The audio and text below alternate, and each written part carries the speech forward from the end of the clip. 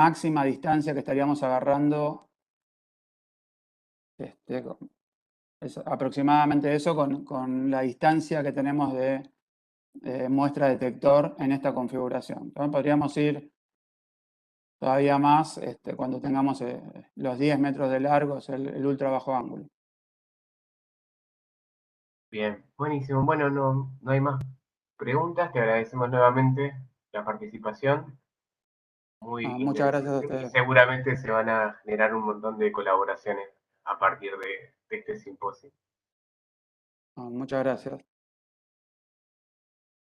Bueno, y ahora con la última charla flash, vamos a presentarlo a Marcelo Ciolín, que se doctoró en física en el 92 en la Universidad de La Plata, estudiando termodinámica de sólidos mediante técnicas hiperfinas. Entre el 94 y el 96 realizó una estadía postdoctoral en Leipzig investigando metaloproteínas. En 1997 comenzó la especialización en el uso de técnicas espectroscópicas y estructurales basadas en fuentes de luz sincrotrón, las que siguen siendo el eje de su trabajo desde entonces. Entre el 2001 y el 2004 realizó un segundo postdoc en el Max Planck de Química y Biofísica, estudiando la estructura de proteínas asociadas al sistema defensivo de insectos endémicos de Sudamérica. En el 2006 se incorporó al INISTA y en el 2010 formó parte del grupo fundador del laboratorio de materia blanca. Desde entonces está en este laboratorio aportando sus conocimientos en la caracterización de sistemas blandos mediante técnicas de absorción y dispersión de rayos X. Es un compañero, un amigo que está usando ya que está en la oficina donde yo hice mi postdoc, como mi doctorado, como detalle nada más. Hola Marcelo, bienvenido a la charla. Bueno, todo tuya la audiencia. Gracias, Beto, por la presentación. La presentación que hizo Beto, básicamente lo que está indicando, está poniendo una escala de tiempo sobre mi edad. Así que, bueno, voy a soslayar ese tema, pero es un tema que va a estar presente permanentemente. Bueno, en particular mi charla va a ser apenas un complemento, y complemento quizás sea demasiada palabra inclusive, a la enorme y excelente charla que dio Diego sobre las técnicas con las cuales tenemos muchos puntos en común.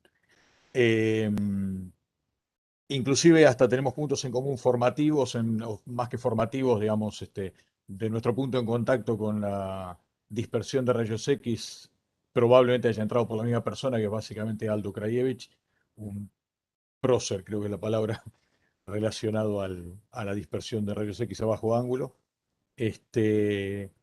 Bueno, yo tenía preparada una charla que naturalmente se las voy a presentar, que tiene muchos puntos en común con la de Diego, así que lo mejor que puedo hacer es blanquearlo de entrada como para que no parezca una copia. Dado que el orden fue aleatorio, yo voy a quedar como el que copió la charla de Diego. Y me voy a centrar básicamente en un par de cosas más que Diego las mencionó y las mencionó muy claramente, pero que quería profundizarlas quizá un poquito más. Así que bueno, allá vamos. Espero que disfruten de la charla. A ver. Si todo va bien, ustedes deberían estar viendo una pantalla de presentación de PowerPoint. Se ve perfecto. Perfecto, muchas gracias. Bien, entonces la charla estaba pensada y está pensada para contarles algo sobre la caracterización de sistemas metaorgánicos utilizando técnicas de perdón, dispersión de rayos X. En este título se abarcan varias cosas, incluido WAX, que fue algo sobre lo cual hizo mucho hincapié Diego. Eh, Como ya me presentó, aunque ya me presentó Beto, no quería dejar de mencionar que, bueno, formo parte del laboratorio de materia blanda del INISTA, el cual es una parte de la Facultad de Ciencias Exactas de la Universidad Nacional de La Plata, y además es un instituto de doble dependencia del CONICET. Bueno, naturalmente quería agradecerle a los organizadores, al comité organizador, haberme invitado para esta charla. Bueno, brevemente, si quiere avanzar, pero no está avanzando. ¿Por qué no estaría avanzando? Ahí. Ok, no hay ningún problema. La idea de esta charla era conversar un poco sobre sistemas nanoestructurados basados en MOF, los cuales, como está ampliamente establecido en este congreso, eh, son sistemas, algunas de cuyas características principales son definitivamente la porosidad del sistema, el tamaño de poro, la conectividad, la rugosidad, etcétera. Y casualmente esas propiedades en sistemas nanoestructurados tienen dimensiones similares, no idénticas, pero similares al tamaño de partícula. Por lo tanto, tal como ya lo mencionó Diego, es un problema en sí mismo complejo de analizar y necesitamos naturalmente técnicas para la caracterización estructural y química del sistema para hacerlo en profundidad.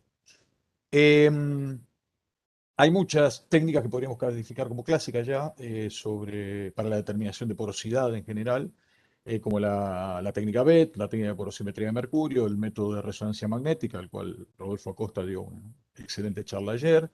Técnicas basadas en tomografía de rayos X y de neutrones para caracterizar macroporos, y técnicas de dispersión de rayos X y de neutrones útiles en general para caracterizar estructuras micro y mesoporosas.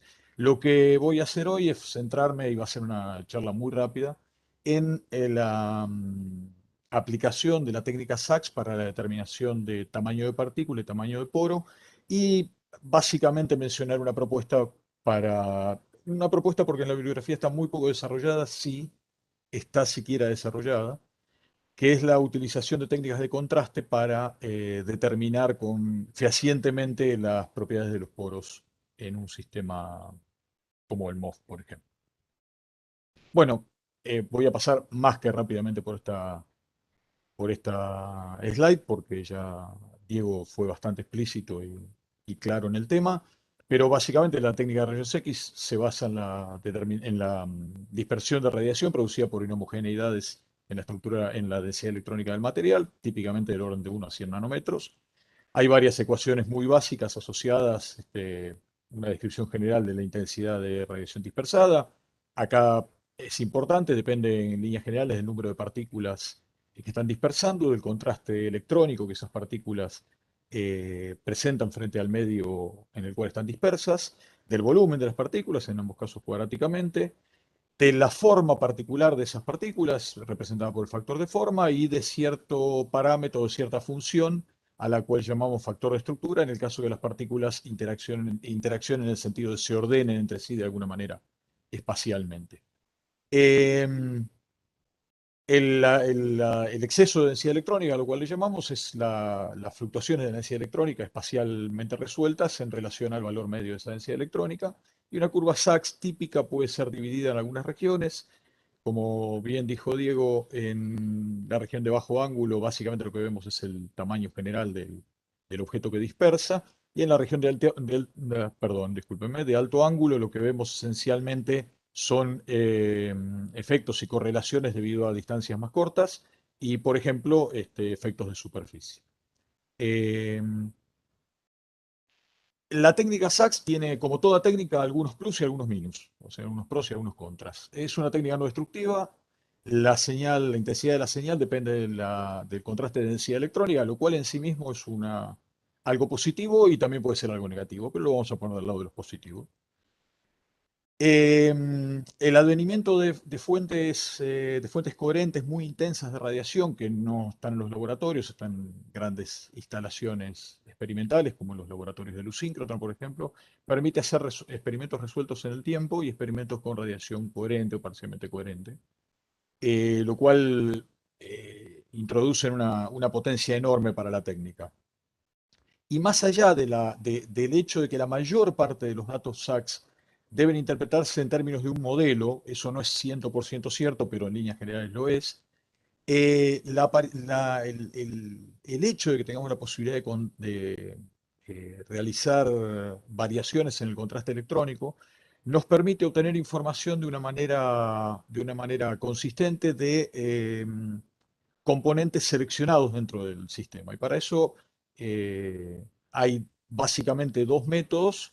Uno es la variación de contraste del solvente, variación de contraste a partir de la modificación química del solvente, reemplazando algunos átomos por átomos con una alta densidad electrónica, típicamente utilizando cloro o bromo como dentro de los componentes del solvente, y una un poquito más elegante que en cualquier caso utiliza átomos específicos.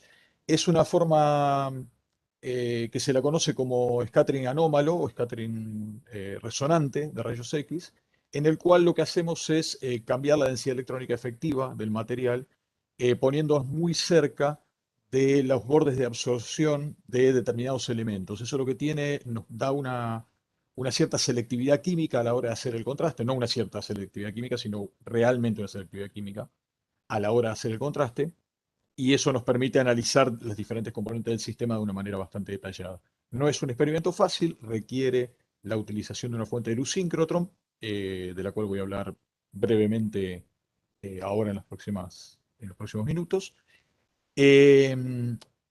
Pero ciertamente es una técnica posible y razonablemente desarrollada. Lo que no está del todo desarrollada esta técnica es para el uso, eh, para la determinación de porosidades en sistemas porosos. En cualquier caso, si hay algún paper, es un paper aislado, pero no masivamente utilizado. Los menos de la técnica, que uno obviamente tiende a disimularlo siempre. Como dije, la interpretación de los resultados es usualmente dependiente de un modelo. Eso, insisto, no es 100% cierto, pero realmente en la mayor parte de los casos lo es. Y por otro lado, los rayos X se atenúan fuertemente en los sólidos, en el orden de unos centenares de micrones. Está el camino libre medio de los rayos X dentro de un sólido, lo cual hace que la aplicación de la técnica para estudiar muestras de origen natural, digamos, por ejemplo, rocas de la industria petrolera, sea realmente muy difícil. Su hermana, llamémosla menor, por llamarlo de alguna manera, que es la dispersión de neutrones a bajo ángulo, es realmente la técnica de elección para ese tipo de sistemas, que son de un interés este, realmente muy grande. Bueno, lo que yo voy a contar es nuevamente, digamos, reforzando, por decirlo de una manera elegante, por no decir ya cansando sobre el tema, lo mismo que dijo Diego, que fue muy, muy claro, muy explícito en el tema. Nosotros hemos hecho experimentos SAX-WAX, no simultáneos, idealmente hubiesen sido simultáneos, pero lo cierto es que podríamos haberlo hecho, pero básicamente es como si los hubiésemos hecho, estudiando el crecimiento de nanopartículas, la nucleación, el crecimiento de nanopartículas del MOF CIF8 en diferentes condiciones de reacción. Una, la condición de reacción estándar, en la cual la fuente de zinc, en nuestro caso acetato de zinc, reaccionaba en presencia de 2-metilimidazol en las proporciones adecuadas. Nosotros fuimos capaces de seguir, esto es un experimento hecho en luz síncrotron, fuimos capaces de seguir esa reacción en el viejo laboratorio de luz síncrotron en Campinas con una escala de tiempo de 30 segundos. Nosotros tenemos mucho más diagramas SAX metidos en el medio, pero básicamente la escala de tiempo fue de 30 segundos, donde vimos que a partir del análisis de las curvas SAX, que lo hicimos con un modelo suponiendo que la partícula era esférica, lo cual es un modelo no necesariamente adecuado, pero razonablemente adecuado en todo caso, que como era de esperar, el radio de la partícula crecía hasta saturar aproximadamente unos 25 nanómetros de radio, y la polidispersidad de la misma bajaba hasta un 11% aproximadamente. Por polidispersidad entendemos la presencia en la misma muestra de partículas de diferentes tamaños, con una distribución, en nuestro caso, una distribución, si mal no recuerdo, ahora lo estoy pensando, log normal. Dejémoslo ahí, log normal, no va a cambiar mucho la interpretación. Ahora bien, un experimento alternativo que hicimos de crecimiento fue poniendo a tiempo cero en la reacción un modulador, que básicamente lo que hace es terminar la reacción dado que nos sirve como linker unidentado, que es el ácido mercatopropiónico. La idea era poder fabricar partículas que tuviesen en uno de en la superficie particular un grupo sulfidrilo, de tal manera de volverlas reactivas, por ejemplo, sobre superficies de oro. Cosa que logramos, básicamente haciendo una reacción en la cual reemplazábamos 1 en 250 al 2-metilimidazool por ácido mercatopropiónico. Se probaron muchas condiciones, algunas de las cuales impedía directamente que la partícula crezca, y esta fue una condición más que adecuada para hacerlo. Otra vez haciendo experimentos SAX, lo que pudimos seguir es el crecimiento. Las partículas que crecían llegaban aproximadamente hasta unos 40 nanómetros de radio.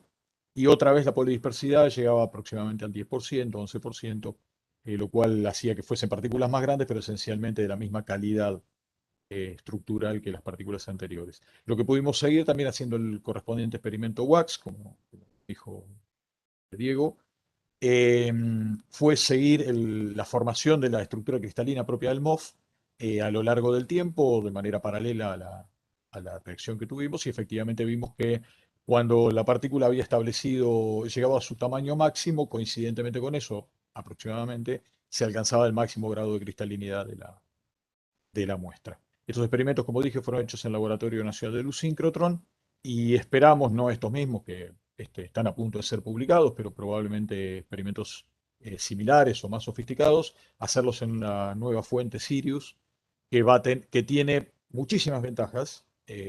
La ventaja más elemental, más trivial de todas, es que tiene un brillo, la fuente de luz tan grande, que permite bajar estas escalas de tiempo muchísimo y hacer experimentos cada probablemente 2 o 3 segundos, lo cual nos permitiría seguir, por ejemplo, las etapas iniciales de la nucleación y crecimiento del MOF de una manera detallada, ¿sí? Y eventualmente encontrar algún detalle en la reacción, que nosotros llegamos a la conclusión de que era una reacción controlada por difusión, encontrar algún detalle sutil que se nos escapa por la escala de tiempo con la que estamos trabajando. Bien, yo lo que quería mostrarles, pero sinceramente, no, les voy a mostrar algo que intercalé ahora, último momento. La técnica, esta técnica nos permite, no, perdón, no quise decir esta técnica, los equipos de laboratorio o los equipos instalados en fuentes de luz síncrotron, tal como dijo Diego, nos permiten hacer una multitud de experimentos, y en particular unos experimentos que podemos hacer en nuestro laboratorio, los hemos hecho estos mismos experimentos que les voy a mostrar ahora, es de reflectometría de rayos X. Como bien dijo Diego, la reflectometría de rayos X es, desde el punto de vista conceptual, un simple problema de interferencia en láminas delgadas. Cuando digo un simple problema, bueno, tiene sus complicaciones la interpretación, pero en cualquier caso, conceptualmente no es otra cosa que la interferencia en láminas delgadas.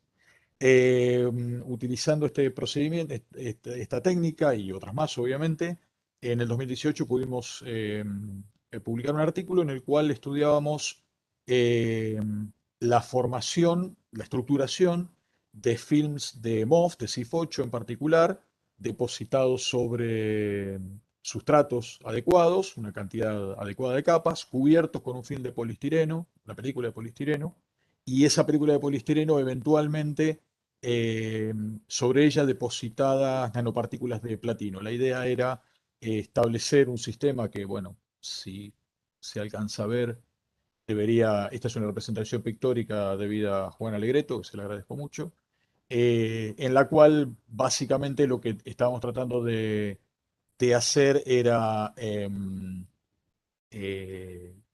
utilizar estos sistemas como sensores a partir de las reacciones que la partícula de platino pudiese producir, que serían transferidas al interior a través de las capas que teníamos. Estas son las curvas de reflectometría de rayos X que se hicieron en nuestro laboratorio, en un equipo muy, muy similar, de hecho, por el momento idéntico al que Diego tiene montado en términos de tamaño de longitud de cámara. Nuestro equipo es la versión anterior a la que tienen ellos, técnicamente es el Zeus 1 en lugar de Zeus 2 que ellos adquirieron. Con estas curvas pudimos, a partir eh, de una, eh, de un análisis de datos, en principio independiente de modelos, reconstruir la densidad electrónica a partir del sustrato del sistema, en la cual vemos que la densidad electrónica del depósito de MOF la pudimos reconstruir. Esencialmente el MOF está depositado de una manera uniforme, tiene cierta rugosidad en la superficie, la cual está dada por esta forma, esta especie de función error que tenemos acá, pero en el interior de la película el MOF está depositado uniformemente. El depósito de la capa de polistireno encima, de poliestireno sulfonato encima de la película, lo que hace es adicionar algo de densidad electrónica, cambiando un poco la rugosidad, haciendo que sea un poco más rugosa la estructura, y en el caso de que depositamos también nanopartículas de platino, se ve acá claramente, ¿sí? Un aumento enorme de la densidad electrónica debido justamente a la presencia de nanopartículas de platino que aportan una cantidad de electrones enorme. Así que en principio, respondiendo a alguna pregunta o volviendo a responder a alguna pregunta que ya respondió Diego, experimentos de reflectometría de rayos X se pueden hacer perfectamente. Lamentablemente no tengo acá para mostrarles, pero nosotros hemos hecho en nuestro laboratorio experimentos en los cuales estudiamos justamente la reflectometría de rayos X producida por multicapas, que fueron depositadas por el método LBL, básicamente, o sea, el layer by layer, en la cual podemos determinar el espaciado de las capas eh, y estudiar justamente la intercalación de densidad electrónica. El experimento en nuestro caso lo hicimos depositando capas de diferentes polímeros, no están relacionados con experimentos con MOF. Y podemos determinar adecuadamente la formación de esa estructura lamelar que se forma encima del sustrato debido a la presencia de las multicapas, perfectamente con reflectometría de rayos X. Experimentos que hemos hecho tanto en el laboratorio de luz síncrotron como en nuestro propio laboratorio. Bien, no les voy a quitar demasiado tiempo porque estas son cosas que de hecho ya mencionó Diego. De hecho, echamos mano al mismo material, pero simplemente para comentarles, la técnica de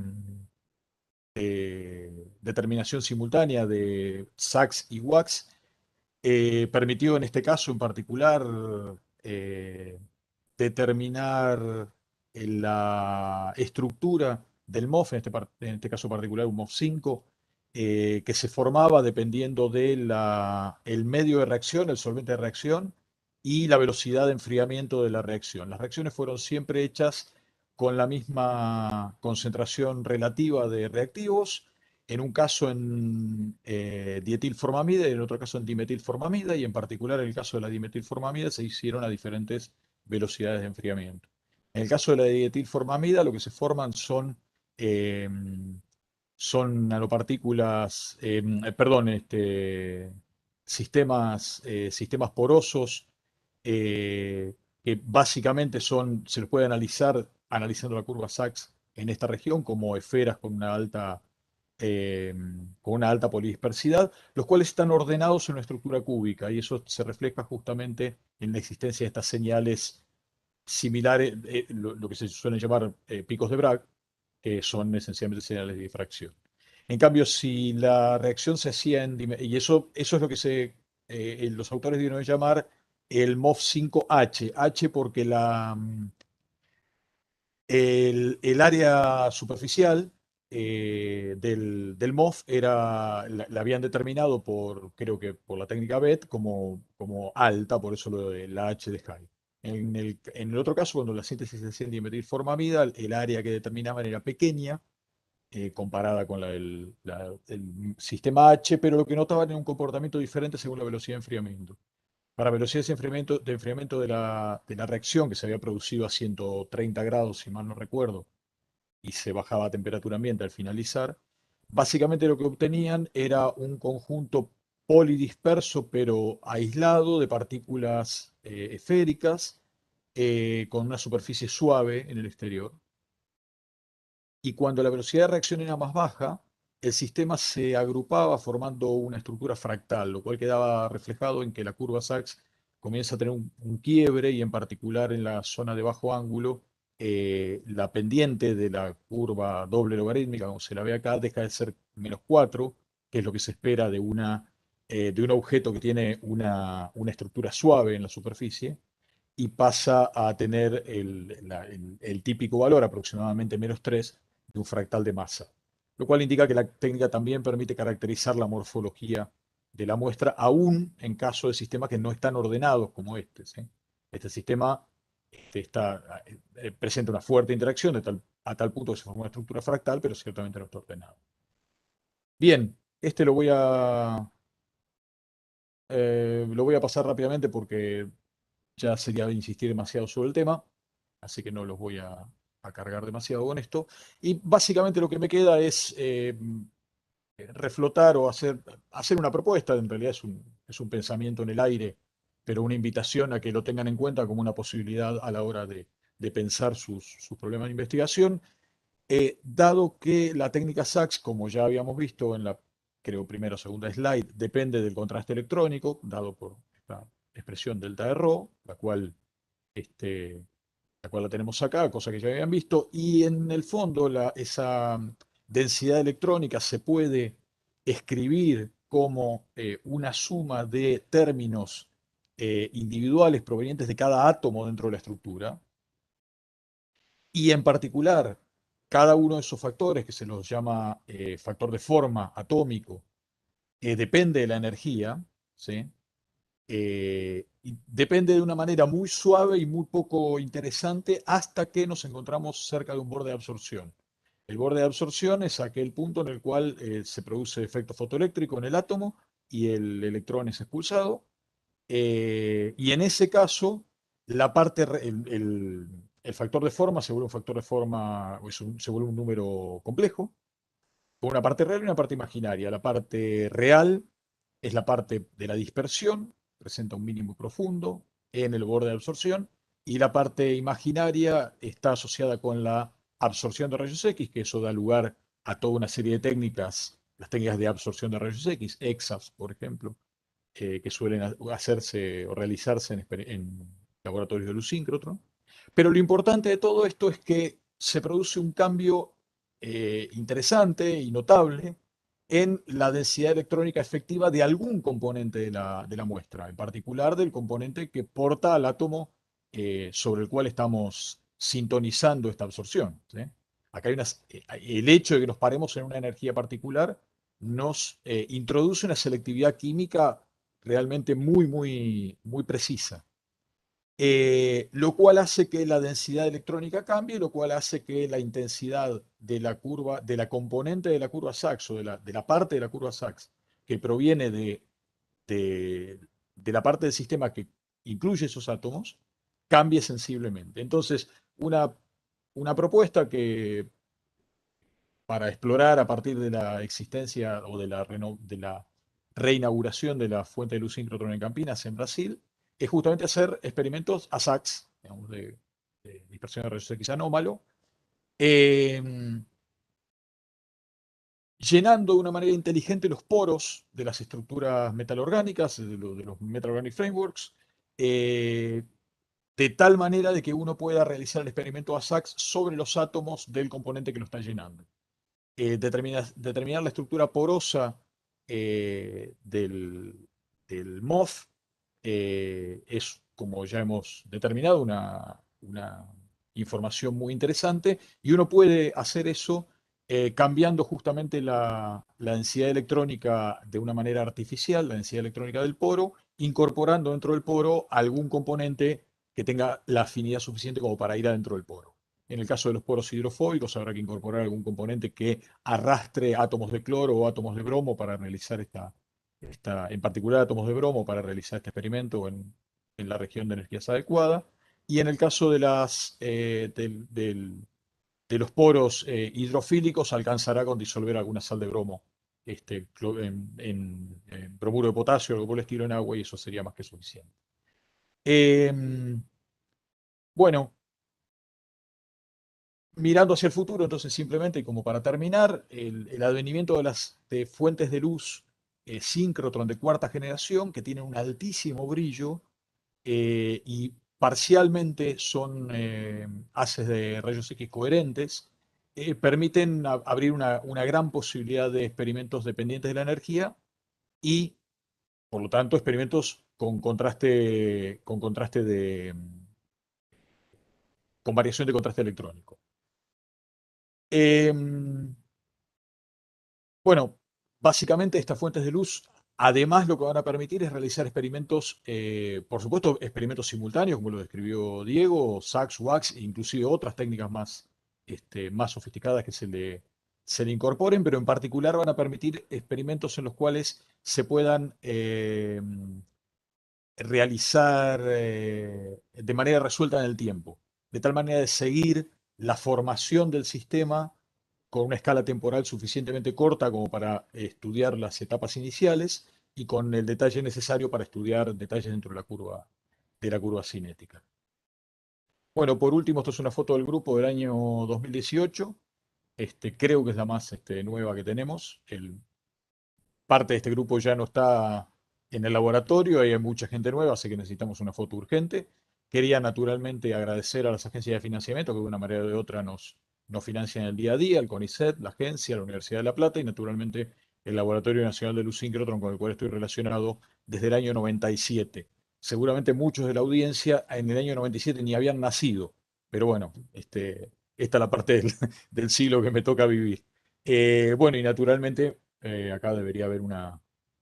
Ahí está. Muchas gracias a todos ustedes. Gracias, Marcelo.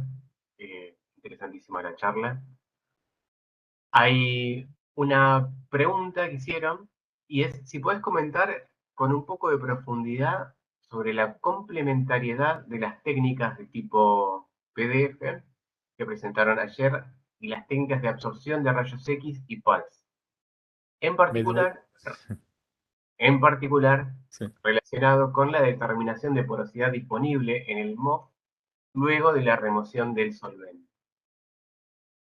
Bueno, a ver, quiero hacer primero una especie de declaración. Nunca realicé un experimento utilizando la técnica PDF, ¿sí? La pregunta que realicé ayer a Ana era una pregunta completamente honesta y abierta en ese sentido. Pero nada, digamos, conociendo, aunque más no sea de oídas de la técnica, lo que podría decir es lo siguiente. La técnica SAX tiene muchas ventajas en el sentido de que es una técnica que requiere muy poca preparación de la muestra. Puede medir muchas condiciones diferentes de muestra. Como dije, las muestras naturales, las muestras de origen ambiental, son quizá difíciles de medir, pero en general cualquier muestra que uno prepara en el laboratorio es medible por SAX en alguna de sus configuraciones. Puede ser SAX por transmisión, que es básicamente lo que estuve mostrando hasta ahora, pero también SAX en incidencia rasante, lo cual se conoce como GSAX. Y en general, digamos, no son experimentos demasiado complicados. Tiene una complicación que es de tipo básica de la física.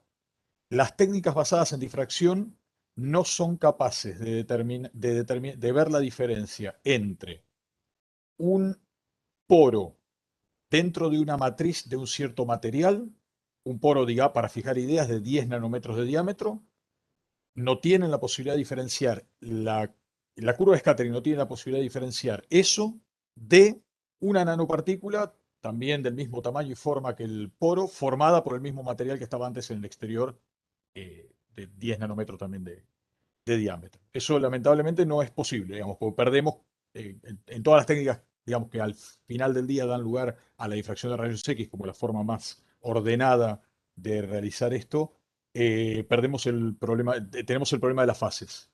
Entonces, hay un problema intrínseco para determinar si la señal proviene de un poro o de una partícula, ¿sí? Básicamente porque no lo podemos determinar. Entonces, la idea de llenar el poro con algo o tenerlo lleno y activar o desactivar la señal proveniente del material dentro del poro es una idea atractiva porque sin modificar absolutamente nada en lo que a a la, a la química o a la fisicoquímica del problema se refiere, nosotros, digamos, podemos apagar y encender señales.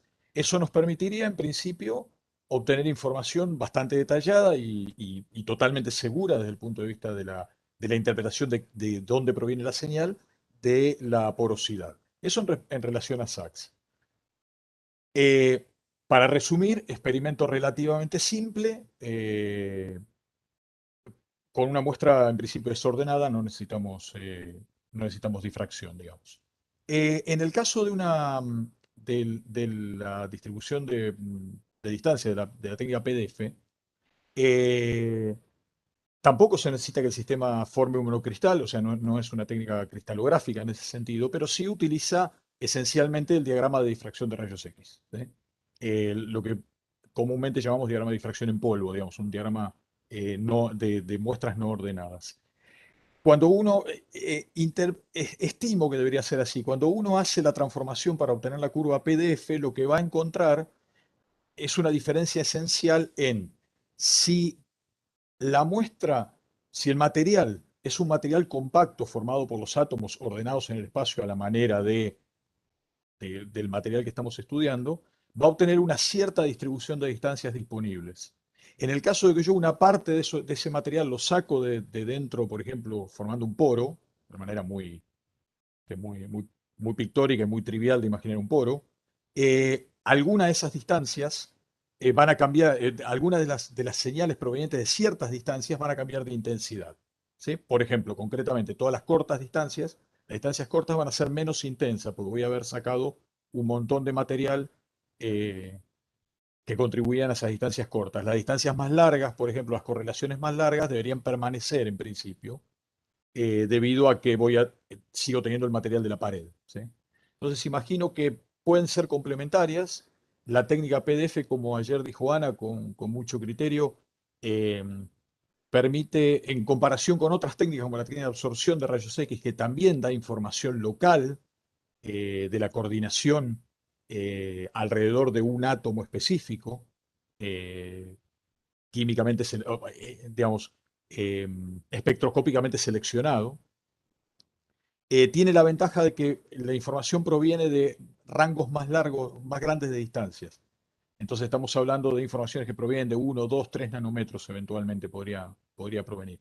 En cambio, la técnica de absorción de rayos X, de la cual hoy no hablé, tiene limitada la información a 5 o 6 Armstrong, en algunos casos un poco más, si se producen ciertos efectos de enfoque en el scattering de la densidad electrónica de los fotoelectrones. Así que bueno, en principio solo reafirmar que no soy un especialista en la técnica PDF, pero creo que son técnicas sumamente complementarias. Solo recordar que en el laboratorio Sirius, en el nuevo síncrotron de Brasil, más de una de las líneas que están planeadas y seguramente algunas de las líneas que se van a poner en funcionamiento definitivamente en el 2022, cuando toda esta pesadilla haya pasado, van a permitir la realización de la técnica PDF. Espero en el próximo encuentro MOF, si son tan amables de invitarme, contar algún experimento hecho por nosotros y hablar sabiendo un poco más sobre el tema y por supuesto continuar haciendo experimentos SACS en nuestro laboratorio en Campinas y eventualmente cuando tengan el USACS en el laboratorio de Diego. Bueno, de nuevo, muchísimas gracias, Marcelo. Excelente la charla. Y bueno, para el resto de la gente, les recuerdo que a partir de las 2 de la tarde seguimos con las conferencias plenarias. A las 2 va a estar Hiroyasu Furukawa y el programa sigue. Qué bueno.